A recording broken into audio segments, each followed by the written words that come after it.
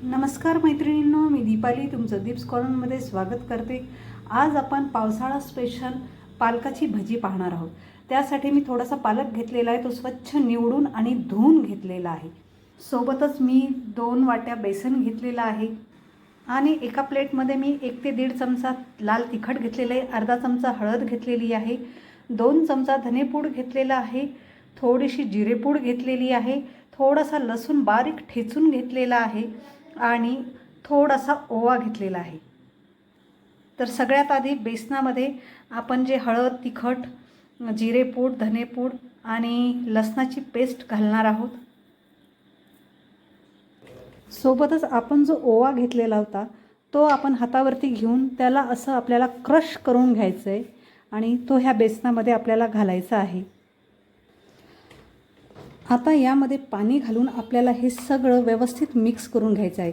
आपल्याला हे मिश्रण जास्त पातळ नाही करायचं आहे, म्हणून अगदी थोडं थोडं पाणी इथे मी घालत आहे आणि हे व्यवस्थित आपल्याला भिजून घ्यायचं आहे।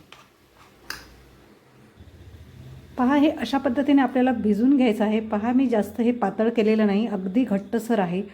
भज्याचं आपण थोडंसं पातळ करतो, हे भज्यासारखं आपल्याला पातळ करून घ्यायचं नाही, हे थोडंसं आपल्याला घट्टसरच ठेवायचं आहे। आता यामध्ये टाकत आहे मी चवीपुरतं मीठ आणि ते सुद्धा मी इथे व्यवस्थित मिक्स करून घेत आहे। आता एका साईडला मी एका कढईमध्ये तेल टाकलेलं आहे, ते आपल्याला चांगलं गरम होऊ द्यायचं आहे। पहा, इथे आपलं तेल गरम झालेलं आहे।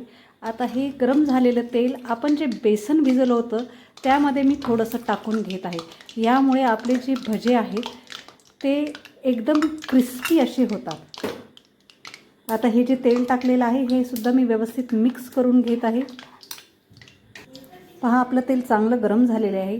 आता यामध्ये आपण जे पालक घेतला होता ते पालकाचे पानं मी यामध्ये घालत आहे आणि ते अशा पद्धतीने आपल्याला डीप करून घ्यायचे आहेत। व्यवस्थित त्याला बेसन लागल्या गेलं पाहिजे आणि ते आपल्याला गरम तेलामध्ये सोडायचं आहे। अशाच पद्धतीने बाकीसुद्धा पानं आपण अशी डीप करून घेणार आहोत आणि गरम तेलामध्ये आपण हे सोडणार आहोत। पहा, 3 ते 4 पानं मी टाकून घेतलेली आहेत। आता हे आपण तळून घेऊया पालक भजी। अगदी क्रिस्पी होईपर्यंत आपल्याला हे तळून घ्यायचे आहेत। अगदी झटपट होणारी ही रेसिपी आहे।